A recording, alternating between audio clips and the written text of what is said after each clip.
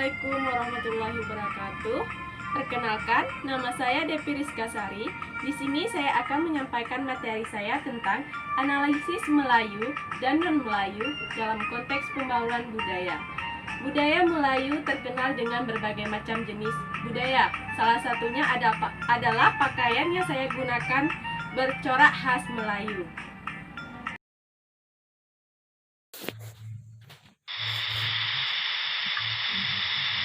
Analisis Melayu dan non-Melayu dalam konteks pembauran budaya disusun untuk memenuhi tugas mata kuliah Islam dan Tamadun Melayu. Dosen pengampu Muhammad Siddiq, SPD MPD, oleh Devi Rizka Sari, SI 5A.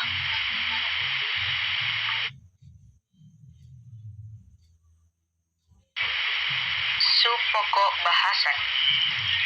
Yang pertama, definisi. Kedua, implikasi perkawinan silang terhadap pembauran budaya yang terdiri dari implikasi dalam model pergaulan, implikasi dalam arsitektur bangunan, implikasi dalam model industri perkapalan tradisional, dan implikasi dalam ragam resep masakan. Subpokok pembahasan selanjutnya, strategi pembauran antar komunitas etnis.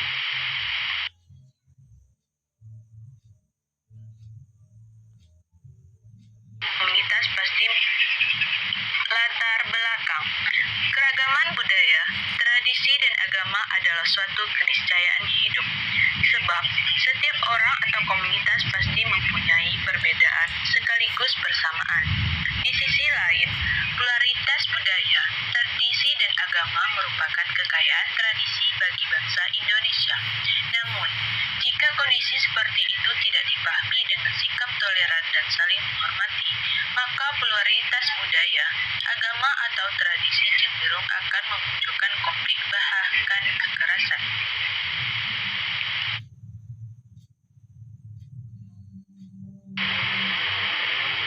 Pengantar.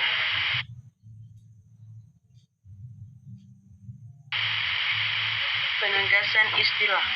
1. Analisis. Istilah analisis berasal dari bahasa Yunani kuno analusis yang memiliki arti melepaskan.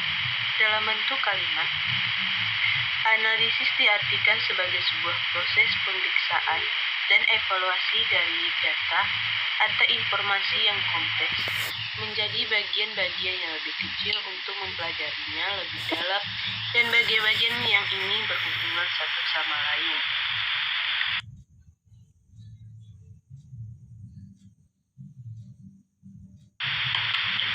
Lanjut. 2. Melayu. Istilah Melayu ditafsirkan oleh Onso pada tahun 1972 sebagai suatu suku bangsa Melayu yang mendalami semenanjung Malaysia, Thailand, Indonesia, Filipina, dan Makassar. Istilah Melayu dipakai untuk merujuk pada nama bangsa atau bahasa adalah suatu hal yang baru dalam sejarah. Pada awalnya, istilah Melayu dipakai untuk merujuk kepada keturunan raja-raja Melayu atau Melaka. Tetapi sejak abad ke-17, istilah Melayu dipakai untuk merujuk ke suku bangsa.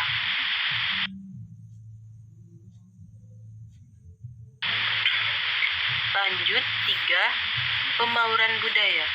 Menurut Kuate Gimbat, pembauran kebudayaan adalah proses perkembangan kebudayaan umat manusia mulai dari bentuk. Permasalahan. 1. Identifikasi masalah. Yang termasuk dalam identifikasi masalah pertama, kurangnya pemahaman masyarakat Riau terhadap pembauran kebudayaan. Kedua, kurangnya perkembangan pembauran kebudayaan di dalam masyarakat. 2. Rumusan masalah. Pertama, apa saja yang termasuk Melayu dan non-Melayu dalam konteks pembauran kebudayaan? 2. Bagaimana pemahaman masyarakat Riau terhadap Melayu dan non-Melayu dalam konteks pembauran kebudayaan?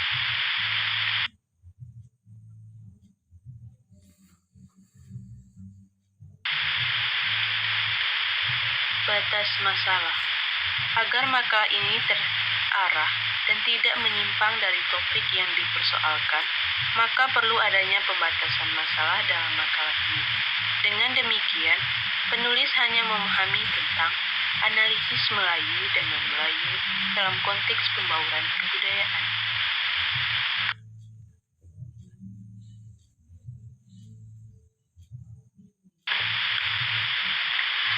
Masyarakat Indonesia terdiri dari berbagai jenis suku bangsa yang terletak di 9 Malaka. Salah satunya adalah bangsa Melayu, di mana bangsa Melayu ini terkenal luas di daerah samudra. Bangsa Melayu berkembang melalui alur perdagangan dan diikuti dengan hasil perkawinan. Dan dengan adanya perdagangan, timbullah berbagai macam suku hingga menimbulkan terjadinya perkawinan silang.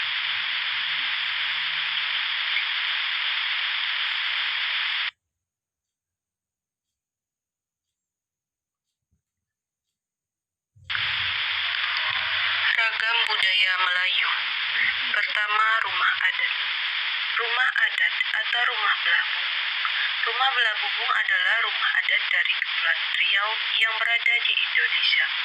Rumah belah bubung juga dikenal dengan nama rumah rabung atau rumah bubung Melayu. Konon, nama rumah ini diberikan oleh orang asing yang datang ke Indonesia seperti Cina dan Belanda. Rumah belah bubung ini memiliki model rumah yang sama dengan rumah panggung. Rumah ini memiliki tinggal 2 meteri dari tanah dan dipotong oleh beberapa tiang penyangga. Rumah ini memiliki atap yang berbentuk seperti pelana kuda. Rumah ini induk terbagi menjadi 4 bagian, yaitu selasar, ruang induk, ruang penghubung dapur, dan dapur. Rumah belah bubung memiliki bahan dasar yaitu kayu.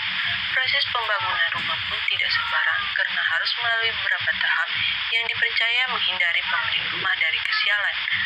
Ukur rumah ini juga bergantung dari kemampuan ekonomi dari sang pemilik rumah. Semakin besar ukuran rumah ini memperlihatkan bahwa kemampuan ekonomi dari pemilik rumah adalah menengah ke atas. Tetapi semakin kecil rumah ini menunjukkan bahwa ekonomi pemilik rumah menengah ke bawah. Rumah belah bumbung atau disebut juga rabung atau bumbung Melayu. Rumah belah bumbung dibagi menjadi berbagai jenis menurut bentuk atapnya, yaitu pertama, rumah lipat pandan, atapnya curam. Rumah lipat gajang, atapnya agak mendatar. Rumah atap layar disebut juga ampar labu, bagian bawah atap ditambah dengan atap lain. Rumah perabung panjang, perabung atapnya sejajar dengan jalan raya. Dan rumah perabung melintang, perabung atapnya tidak sejajar dengan jalan. Selanjutnya, interaksi Melayu. Interaksi Melayu adalah hubungan antara individu dengan individu, individu dengan kelompok, atau individu kelompok dengan kelompok.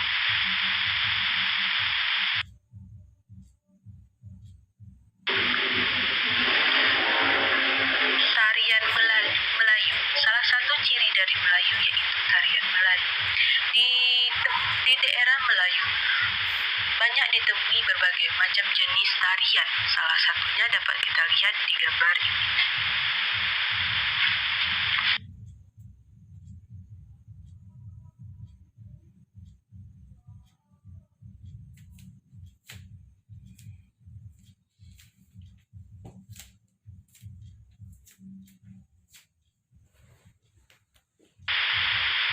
Pembahasan 1.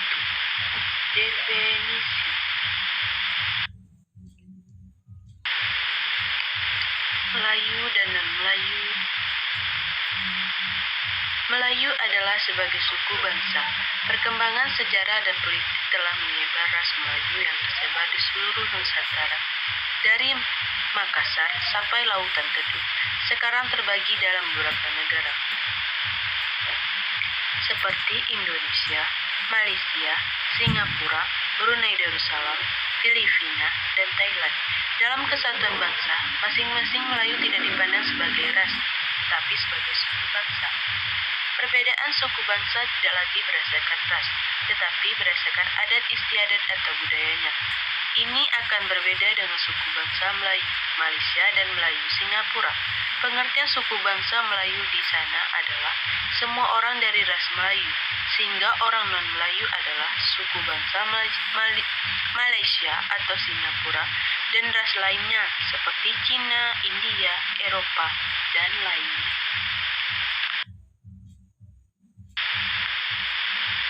Pembahasan 2. Strategi pembauran antar komunitas etnis.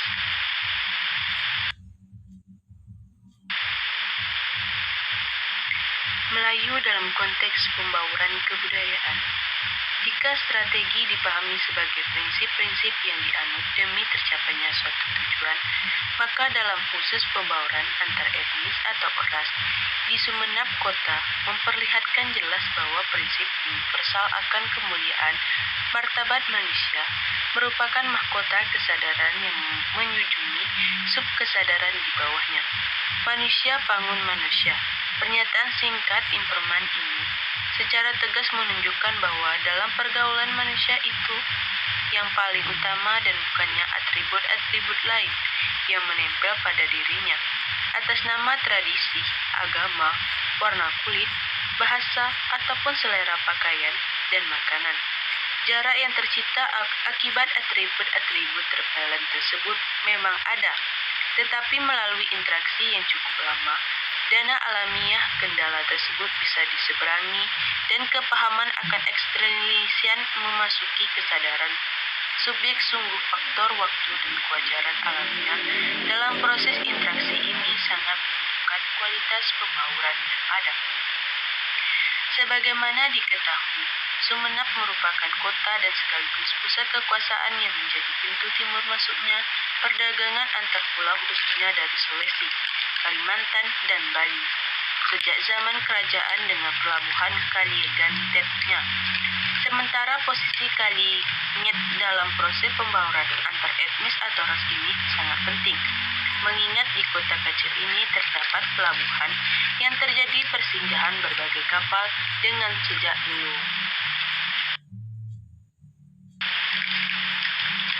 Pembahasan 3. Implikasi perkawinan silang terhadap pembauran budaya.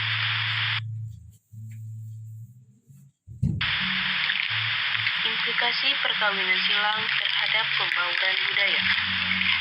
Sebuah perkawinan silang yang merupakan suatu yang lumrah terjadi pada komunitas dari berbagai etnis atau ras. Ini membawa implementasi yang begitu jauh ke dalam berbagai ranah kehidupan dan budayanya. Paling tidak beberapa ranah kehidupan yang meliputi arsitektur, makanan, bahasa, pergaulan sehari-hari, kesenian, alat-alat pertukangan, kepercayaan, dan bahkan industri perkapalan tradisional terpengaruh oleh perkawinan silang. Tetapi pada awal ini, keseluruhan implikasi perkawinan silang senyatanya bukan sekedar pertemuan dua manusia, tetapi merupakan pertemuan dua kebudayaan yang berbeda. Dan ketika perkawinan semacam ini terjadi dalam kurun waktu yang lama dan dengan frekuensi yang relatif tinggi, akan mengubah wajah kebudayaan ini, di mana perkawinan semacam ini terjadi dalam seringkali perubahan dalam bentuk akulturasi maupun asimilasi. Kebudayaan tersebut singkat mencengkangkan.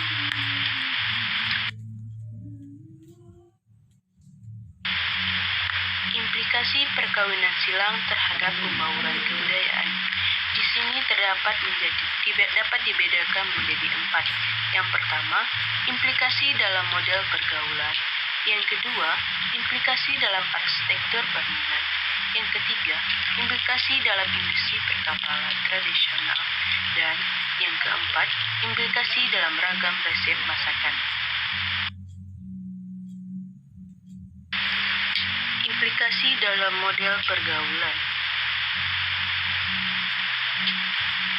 Brand dan ruang tamu menjadi dominan kaum pria ketika seorang pria yang bukan muhrim berdatang ke rumah tersebut dan kebetulan di rumah tamu tersebut ada anggota perempuan dari keluarga tersebut, maka dengan segera kaum prianya memintanya untuk segera masuk ke bagian dalam rumah. Dan ketika bagian ruang rumahnya kosong dari kehadiran perempuan, keluarga tersebut barulah tamu si pria tersebut diizinkan masuk. Pola strategi semacam ini dan dengan perbedaan yang sangat signifikan juga terlihat kuat pada komunitas Madura. Bisa jadi pola segregasi ini didorong oleh ajaran Islam tentang tata cara hubungan pria dan wanita yang bukan Muslim, tetapi penerapannya sungguh mengadopsi pola segregasi keluarga Arab.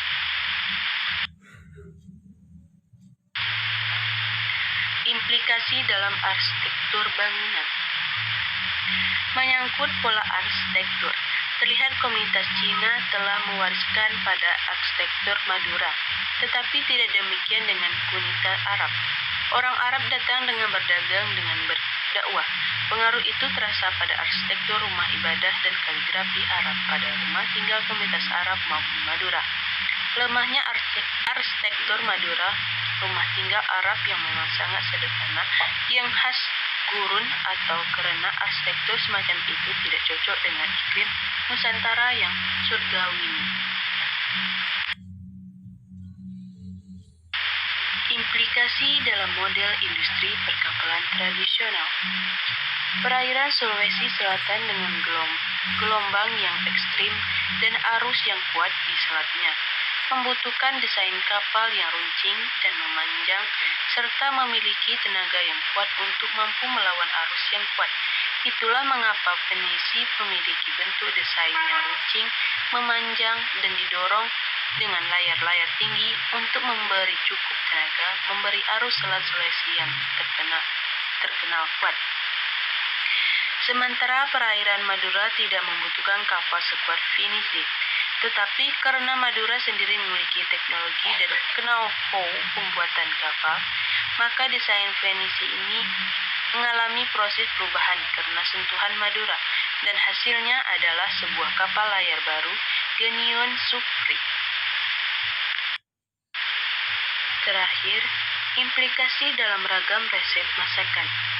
Pembauran budaya antar komunitas yang berbeda etnis atau ras mengharuskan kita untuk melakukan wisata kuliner. Sungguh perkenalan yang tidak memiliki resiko dan resistensi dalam masing-masing komunitas adalah persoalan selera masakan.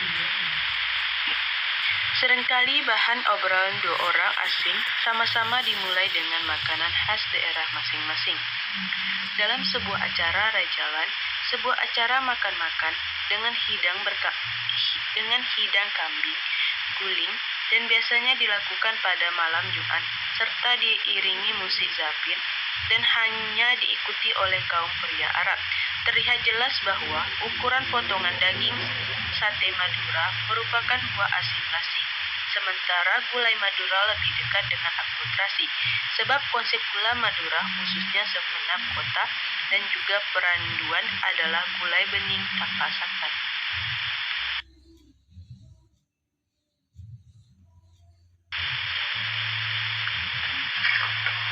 Itulah hasil dari materi saya. Salah dan silap saya mohon maaf. Saya akhiri dengan wassalamualaikum warahmatullahi wabarakatuh.